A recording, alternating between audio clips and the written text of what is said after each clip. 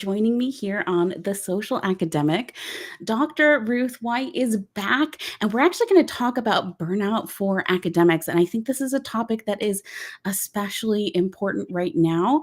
Ruth, thank you so much for joining me again. Would you introduce yourself for people? Hi, everybody out there in the socials land and in the internet. I am Dr. Ruth White, and I am a therapist here in Ontario, Canada. I am also a coach, a career coach.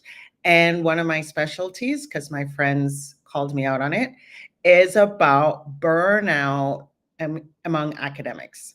Because I had all these programs and they were like, what about for us? And I went, oh, right. I was one of those people. So yeah, I'm at lumoracoaching.com. You can find Lumora Coaching on Instagram, and you can find me, Ruth White, PhD, on Facebook, and I am also on LinkedIn. Perfect. And I feel like I see you on LinkedIn most. And one of the things that I love that you are open to is really talking about mental health and talking about what people are actually experiencing in their everyday lives and how we can notice it, how we can counteract it or take action about it. So I'm curious, why burnout? Why is that the topic you wanted to chat about today? So one, everybody's feeling it, right? So I wrote a book around stress management many years ago. I think it's like, I don't know, is it like 10 years ago? My goodness. It was called the Stress Management Workbook, De-Stress in 10 Minutes or Less. And at that time, stress management was something that was like really blowing up in people were talking about it more. People were realizing that stress is the number one reason why people go to seek medical attention, especially in the developed world. So anything you can think about, whether it's heart disease or cardiovascular things or hypertension, diabetes, obesity, all of these things are related to stress. And then my sister just kept sending me articles on burnout. It's in Harvard Business Review, it's in Fast Company, it's on the news, it's on the daytime talk shows, as well as recently in the Chronicle for Higher Ed, there was an article in February just about, because they do a survey, I think every year they do a survey. Anyway, they did a survey in the fall and checking in with academics. They interview several thousand academics. Well, they survey them, and people are feeling it, right? And there's also, in this particular moment, this political moment in the USA right now, how do I put it? I'm going to put it gently. Universities are under a lot of stress, right? Whether it's funding, whether it's what you teach, how you teach it, students need more support. Students kind of hold your future in their hands. So if they don't like you and they give you a bad review, you might not get another teaching gig. And I know people were leaving. I ran into somebody recently at a big it was a festival, literary festival in Jamaica, and it turned out we went to the same high school and we're in the same year. We had no idea. And we decided to set up a Zoom meeting, and when she set it up, she said, by the way, I looked into the yearbook, and yes, we were in the same grade in our high school in Jamaica many, many years ago. Anyway, she's leaving, before retirement age. And a lot of people they're just fried. I have friends who don't want the dean job. They don't want the dean job. They don't want any of these jobs. They want a nice fellowship where they can teach two classes, write, and do research and kind of, we're at that. I'm in my 60s. So, people are trying to slow down, even though academia is a place you can stay, as long as our brain's working, we still want to be out there doing all the things. So that's why burnout. And, it wasn't long ago that the World Health Organization defined burnout as a condition of the workplace, which is interesting because the way people use it, it's not just about the workplace, but the World Health Organization defines it now. And it's not yet a official disease, right? But also it turns out HR people are reporting just how many people are going out on stress leaves. So burnout it is. Burnout it is. And I feel like since I was in grad school, I mean, people have been talking about academics, in particular, female academics experiencing burnout.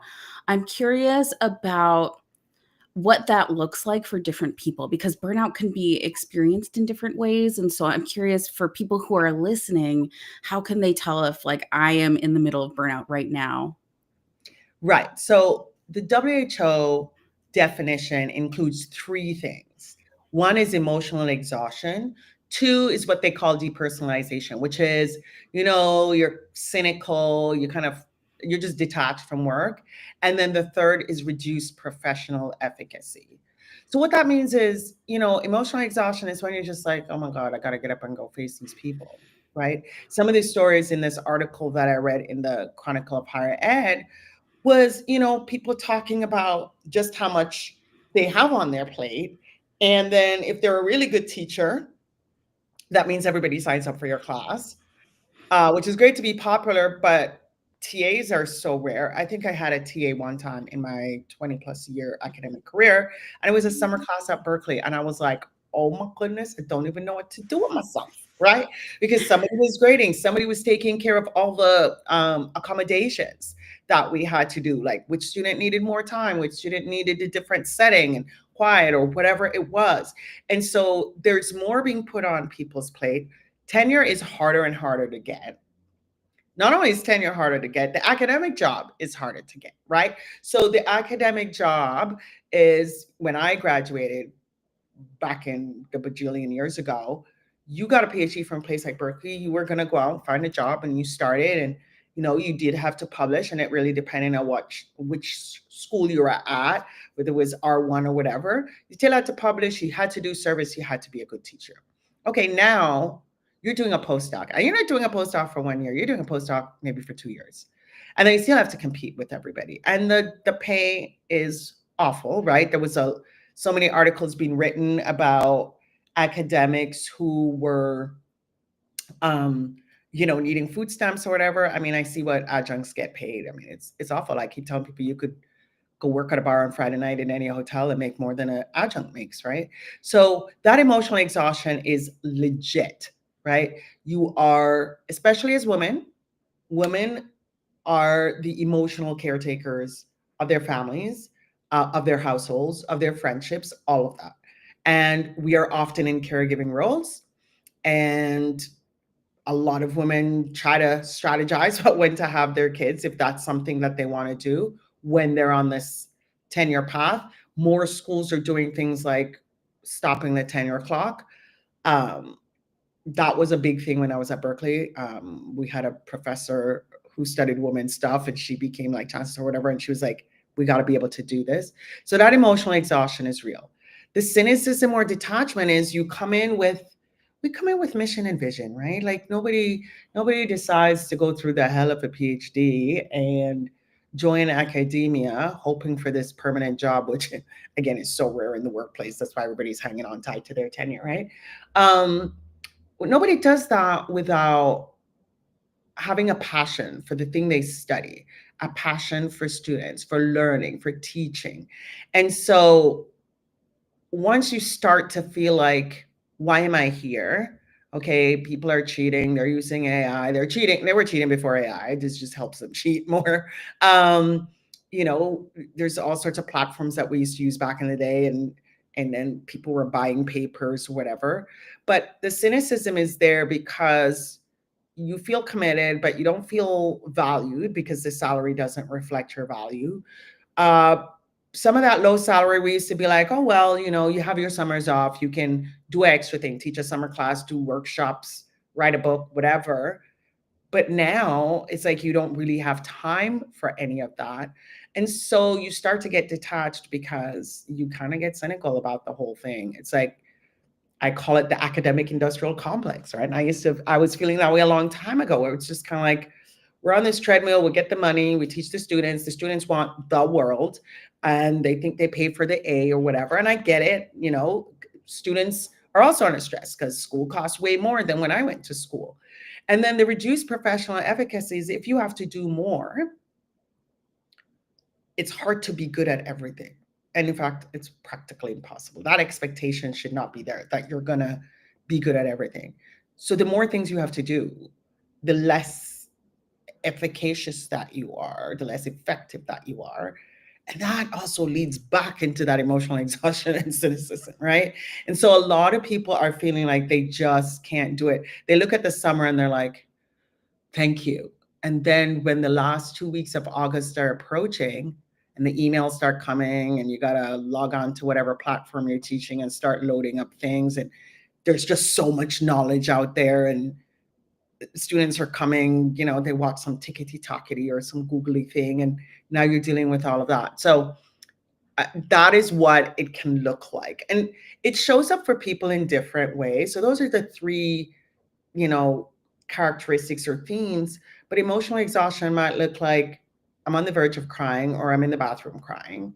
It might mean that I'm snapping at people, I'm cranky. It might mean uh, sleep is a mess because you're anxious, you don't want to deal with tomorrow, and then you start perseverating on thoughts, so your sleep's a mess. So emotional exhaustion can come out a lot like that. People just lose patience. And then the cynicism or detachment, it's literally when students start saying, I don't think this person cares anymore. Or you show up, and then students say things like, you're like in your evaluations, and people are like, you know what, separate yourself. I just told a colleague recently, I was like, don't drive yourself nuts, because one class they thought he was amazing, the other class they thought he was trash. And he said, I am the same person. Like, they're not talking about the content, they're talking about me. And it has to do with whether they like the class and all of these things. So, and you don't go through all of this to get this far to not feel effective. So, and those are all the different ways. And of course, people are still individuals, so it might show up a little differently for some people. I feel like there is not enough support on campus for academics who are feeling burnout. And one of the reasons why I really wanted to have you on the show is because you offer support in the form of your office hours for the Soul program. Tell me a little bit about that. So when I was over the years, I did a lot of coaching of students, right? That's part of the professor's job, is to help students with their careers, etc. But then I was also finding myself talking to friends and colleagues who were just like, I don't know about this. Like, and I would be helping them with different strategies, like, how do you get the most out of a conference trip? How do you do this? How do you negotiate things? Like, I had friends who were very wonderful coaches before I even registered for my PhD, who taught me, there are things you can get that nobody tells you about. Like, nobody at Berkeley told me I could go ask for travel money. That wasn't what the university gave, that I could go and argue for that. I got lots of travel money because I was a global health person. Anyway, so over the time of like helping friends, etc., and when I decided, you know what, I'm going to go bet on myself, and I'm going to launch a coaching practice, which I launched May 1. So it's brand new. My friend said, well, what about us? Like, what about all the academics, especially after COVID? Because a lot of women were feeling it during COVID. And so I decided to specialize in coaching women through different points in their careers, coaching women who, I have one thing called Mothered Ambition. So it's for women who are mothers and having to reassess the way things look. But for Office Hours for the Soul, it's really about helping people get back to, why am I here? Why am I doing this work? What are my values? If I value community work, is this showing up in my research? Is this showing up in my service? Is this showing up in the way that I engage with the university, right? If my family is important, how do I create the boundaries that allow me to show up for my family the way I show up for myself at school, right? As well as, how do I maintain my creativity? Because research is about creativity. And I'm not saying making up things. I mean, you have to be thinking about new ways of doing things. You have to find gaps in the literature. So you have to think creatively and innovatively about the work that you're doing. Ultimately, we, as academics, we're creating new knowledge, right? And so, but if you're burnt out, there is no creativity happening. So the coaching is really to help people figure out, is this where I'm going to stay? And if I'm staying, what does the next 3 years look like? If I'm 2 years into tenure, how do I spend the next 4 years? If I already got tenure, am I going for full professor or am I not? Is there a way to build a life beyond academia? So for some academics, that might be me helping them to leave academia, which can be challenging because people just think that once you have a PhD and you spend some time as a university professor, you don't know how to do anything, right? But there are lots of ways that people can transition from academia or stay part-time in academia. So I have a full-time job in EDI, which of course is going away, but I can say now, because I'm like a little official about it, that I'm going to go full-time working for myself September 1. I have been teaching adjunct as well at different schools, staying in social work. I've been a social work professor. I think I taught my first social work class as a professor in 1992. So I've been around the block a minute.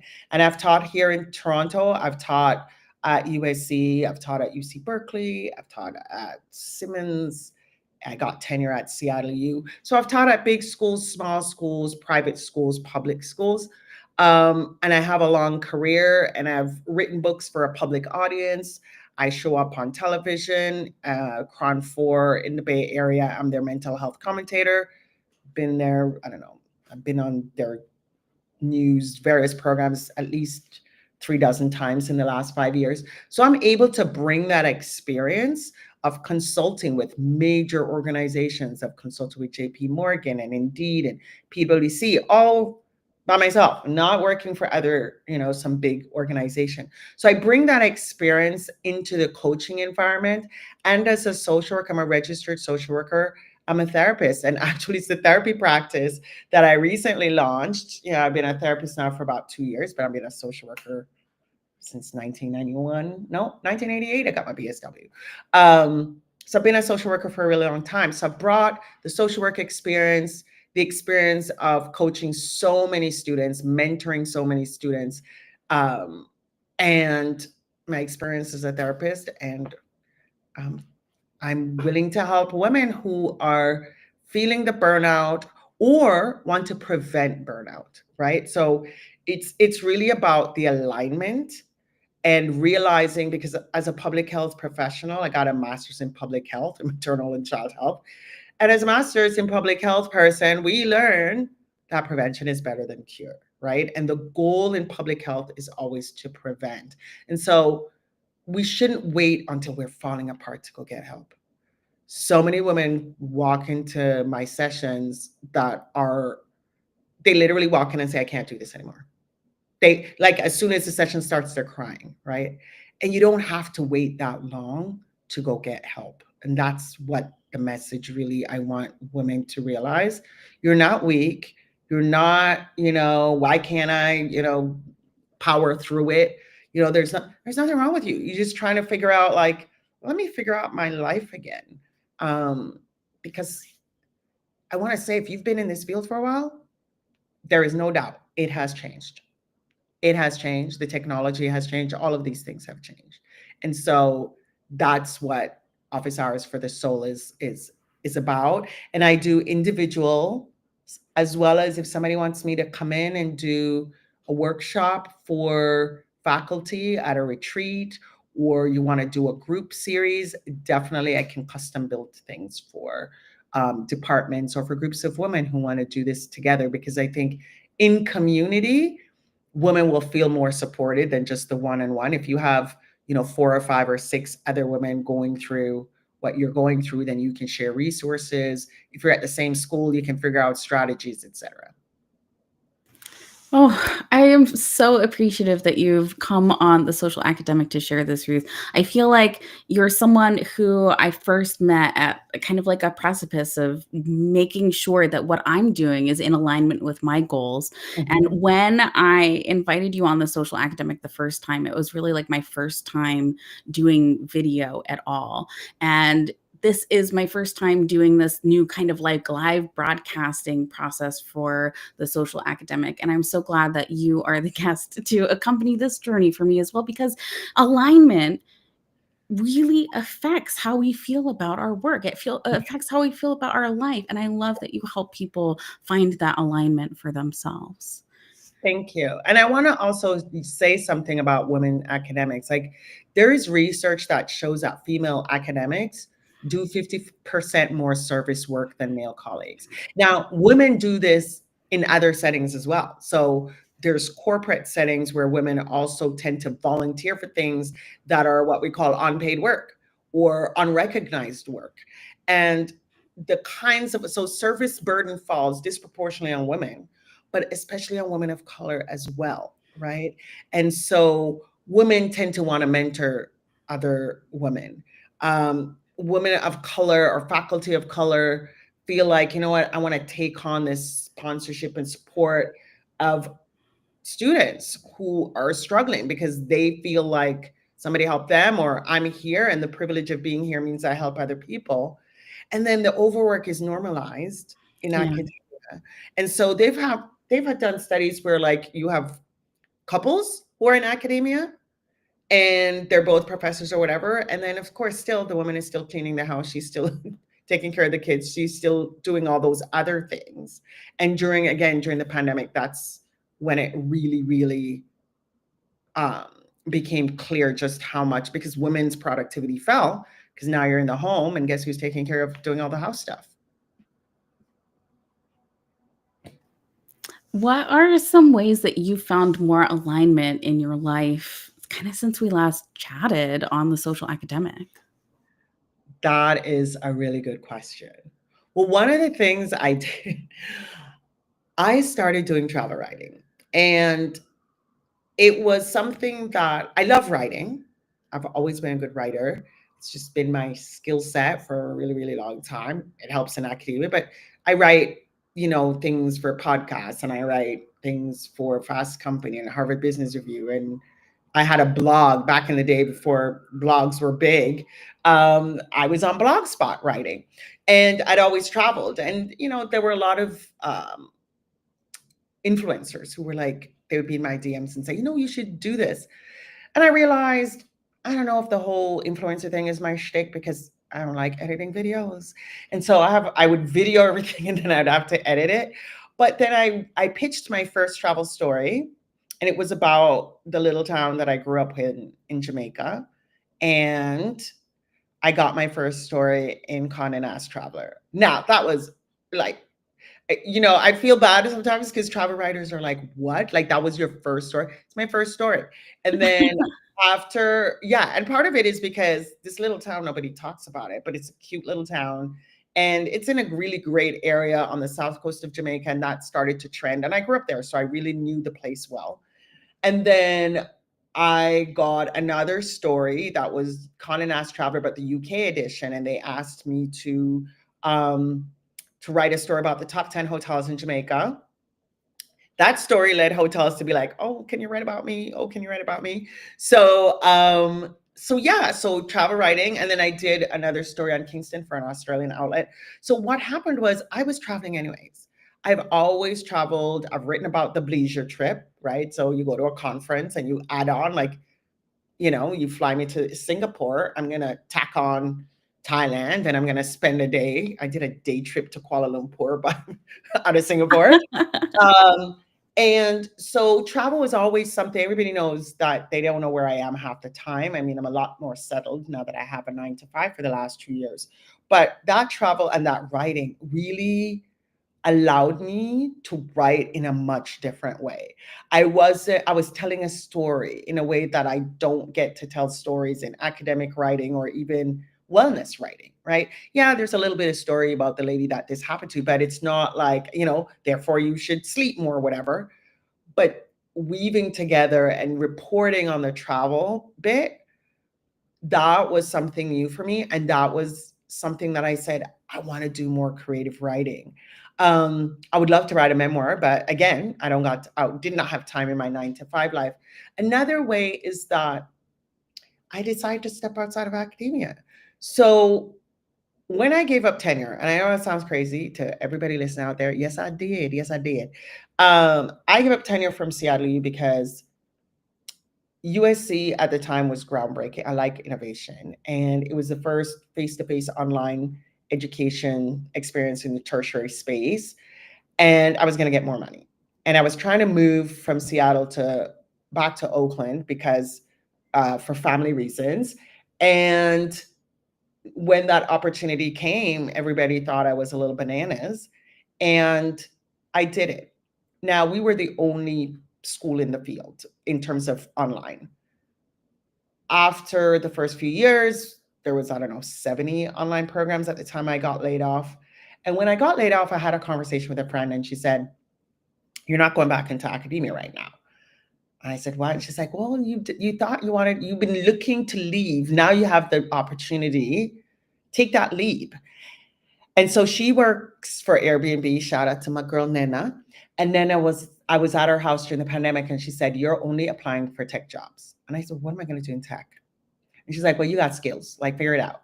So I got a job with a tech firm in San Francisco as their DEI person. And it was an amazing experience. I worked with people that I really, really liked. They hired for nice. I worked with bosses that they said yes to almost everything. I was able to make an impact. And that was, it was so freeing in many ways because it was new for me. And it freed me from I got to produce, I got to do service, I got to do this thing. I still had to show up for work, but there was also boundaries around the work. And that was new for me because in academia, it's like there's always something in your head. You're always writing, you bring the laptop everywhere, you're grading all the time. Like, you have to be the one to create structure where you say at 5 o'clock, I'm closing the laptop, right? This provided different structure. It also allowed me to make a bunch of money that I would not have been able to make in academia. And that aligned for where I was at the time because I was thinking about retirement. I was thinking about just the ways I wanted to live my life. And also just doing more public facing writing was something I wanted to do. Let me be clear, I don't get paid to write for Harvard Business Review, but it gave me an audience that otherwise I might not have had. And I don't write as a researcher, I write as a person who's translating research, right, to help people with stress, etc. So definitely that. Also putting boundaries around my work where I would be like, you know what, we've done enough for today. We're just going to close that laptop and we're going to go on. Grading was the same. I mean, grading has always been the bane of my existence. But in terms of getting more in alignment, I decided, okay, I'm going to have to do grading in a way that sorts of not limits, but when students read my comments, they'll know why they got the grade they got. Because, I have colleagues who are on Facebook and they're like, okay, I'm about to press enter on the grades. Here come the complaints. It's like 5 minutes later, somebody's like, took 5 minutes, right? Can I get my grade changed or whatever? So I tried to think about how do I want to show up for myself. I started sailing on Wednesdays, and I had a friend who had a boat, and they had races in the Bay Area on Wednesdays. And I just said I was busy on Wednesday evenings. I went home and worked sometimes after, and I worked on the weekends, but I loved my sailing time. And that was amazing. I started telling my students, I said, hey, you email me Friday after 5, you will get an answer on Monday. I teach social work. There is no such thing as an emergency as a professor. Like, nobody's going to die. Like, nobody's getting injured. I don't work in an emergency room. I'm not a cardiologist. And so I started setting boundaries around my work because I didn't want work to own me. And I didn't want to end up where I saw a lot of people losing their hair, getting stomach issues and anxiety and taking antidepressants. Like, I didn't want to be that person. Oh, I didn't want to be that person. I don't want to be that person. I think there's people who are listening to this that are hearing your experiences and realizing, oh, maybe I share some of these. Maybe I don't want to be this person either. Is their next step to visit the Lumora Coaching website? How can they get in touch with you? Yes. So if you go to lumoracoaching.com, it's in my name there, LUMORA coaching.com. You will see a form on there and it'll send an email. I'm also Ruth at lumoracoaching.com.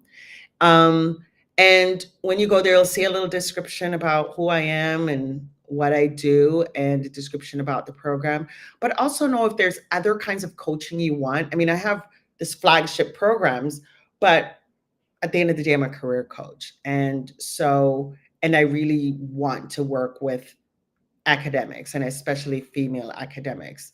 I mean, one of the things that I saw in another article in Chronicle of Higher Education in their faculty survey was like 69% of faculty felt emotionally drained and 35% were considering leaving academia. That was 2022 before we That got this current president. That was Oh my 2022. goodness. It must be so high now. Mm. Right? Right? Because I know faculty who are like, oh, doctoral student, how am I going to fund them because my funding is cut? How am I going to fund them if I don't know if my funding is going to cut? And you can't just get PhD funding for 1 year because a PhD takes several years. What are you going to do the year after? The kinds of work that a lot of my friends and ex-students do, like, if you're in the health field and you are looking at women's health or minority health of any kind, a lot of those web pages are even gone, like at the CDC or whatever, or at SAMHSA, because I'm in mental health. So all of these, NIMH, like all of these places. So with this clawback on academia, international students are having a challenge. Actually, right now, the University of Toronto has offered, they're working with Harvard, and if students can't get their student visa to go back to Harvard, they can come to the University of Toronto until things calm down. Ooh.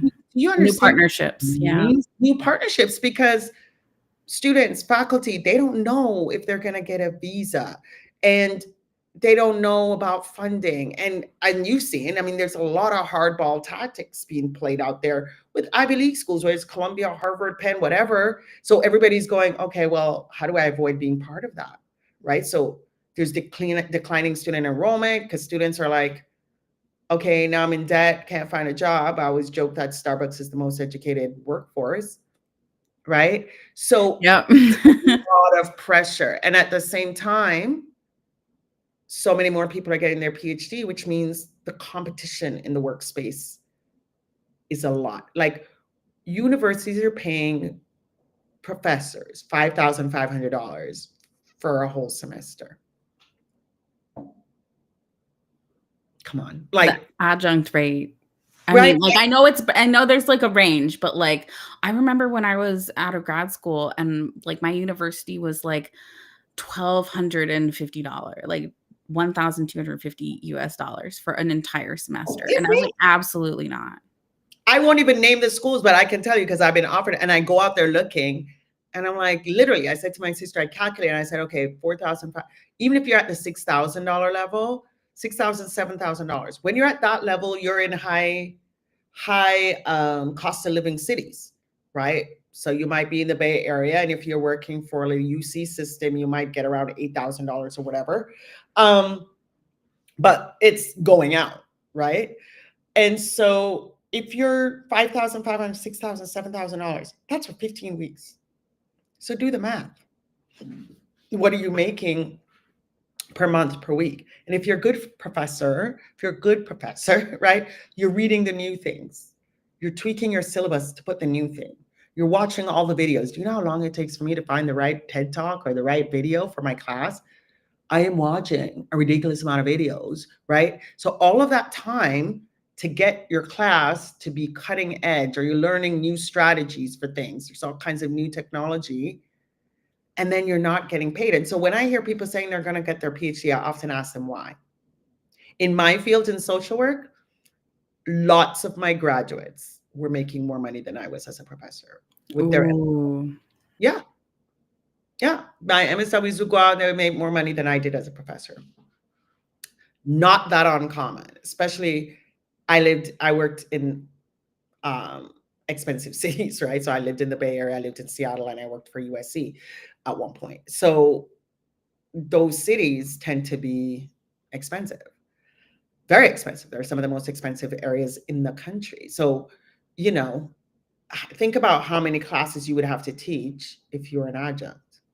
And I still look like, even today, because I get the CSWE and I see the higher ed things, you know, they've got jobs for 70 grand for PhDs who are going to live in Seattle for like a 1 year contract, 80 grand, and people are coming in with student loans. So yeah,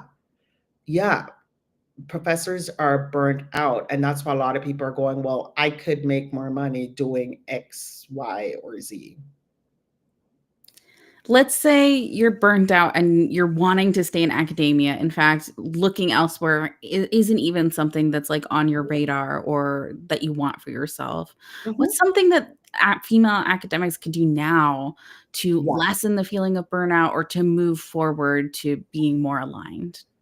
So one is name it, like identify, am I anxious? Like, is this everywhere? Am I depressed? Is it work? Right? Because if it's work, then this is what we're going to talk about, right? Because if it's other things, we have a different conversation, right? So once you name it, reclaim the boundaries. So decide for yourself what surface is going to look like for you, right? Protect that research and rest time. Like, you got to sleep, you got to eat, you have to exercise, go for a walk, right? I started doing walk and talk meetings. Life changing, right? Because I'm getting my steps in. It turns out the research says we're more creative when we're walking, all of those things. But protect that research and rest time. Use your out of office email, right? You can decide to check it or whatever if you're on sabbatical. And I often laugh with my friends. I'm like, do you know what the word sabbatical means? Right? Because they'll be telling me all the things they're going to do on sabbatical. I'm like, let's go back to the dictionary and understand what a sabbatical is, right? But also set boundaries with students. Students respect those. They go to work, they go to field placement, they come home, they have a job, they go to class. It's 3 hours. There's a block. Let them know when you will be available. Set the expectation. So reclaim that boundary. Find support. So whether it's therapy, coaching like what I do, which is focused on burnout prevention, burnout recovery, or even if it's not focused on that specific thing, but I'm focused on academics and I understand that life, do peer support groups. I know I was talking to a postdoc at U of T and she's Indigenous. And she and several Indigenous PhD students and postdocs started a group, and they would meet online, and they were across Canada, actually across North America, and they would just provide support to each other as Indigenous women going through the doctoral process as well as academic jobs. Union advocacy. I know a lot of women, they're like, we send them boundaries, we getting paid. Reconnect to the meaning. So why did I take this job? Where am I missing the joy part? What parts of my job still brings me joy? One of the things I didn't particularly want to do was like that, what I call like selling the school, like, oh, let's do the tours and the this. And then I found out that I really like connecting with the potential students and the parents. So I You don't like like that. the selling part. Yeah, I didn't like the selling part, but I like the kind of like, well, what do you want to do? And sometimes the parents had their own missions, whatever. So find that part of the role that still brings you joy. And if you had to rewrite your job description, like what would you prioritize more? And then there has to be the institutional level, because obviously people aren't burning out themselves, right? So there has to be some kind of normalization for protected time for recovery. The departments, the leaders, if you're a dean or chair or whatever, how do you normalize protected time? How do you offer leadership training for burnout prevention? I've done those. I've done those at corporations. I've done them at law firms. I've done it with the county, right? How to prevent burnout and what to do to recover it. I've done all kinds of stress management workshops. And then how do you recognize and compensate emotional labor and DEI work?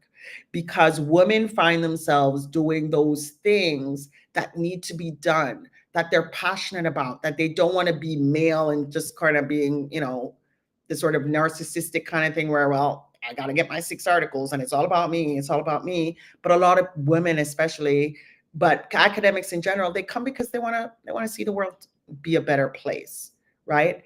And then lastly, what I want people to know is that you're not alone. I read you that data, 35% in 2022 wanted to leave academia, or 69% were feeling burnt out. So you're not alone. It's not a personal failure. It's not because you don't know how to manage your time. There are systems in place. There's a political environment. There's a major shift going on in tertiary education, and you're at the center of it. You're at the center of it. You can recover. And remember that your well-being matters more than your output. Your well-being matters more than your output. And again, if you're feeling burnout, feeling stressed out, feeling at the end of your rope, all of those things, reach out to a friend, a colleague, your dean, your chair, a coach, a therapist. But don't suffer in silence. There's no prize. There is no award for suffering in silence. There's no award for stomach issues. There's no award for, oh my goodness, I powered through and my hair is falling out. There's none of that. So really take care of yourself, because at the end of the day, when you do leave this academia thing, you want to still have your wits about you and your body still functions so that you can go enjoy that time, however that time is going to look for you. Dr. Ruth C. White, thank you so much for joining me on The Social Academic today. Is there anything you'd like to add before we wrap up? I just want to say to all the academics out there, I've gone through all sorts of phases of academia, and I really feel it for all of you who are in the United States of America and in this current environment, whether it's the student loans, the political environment, the shifting tides.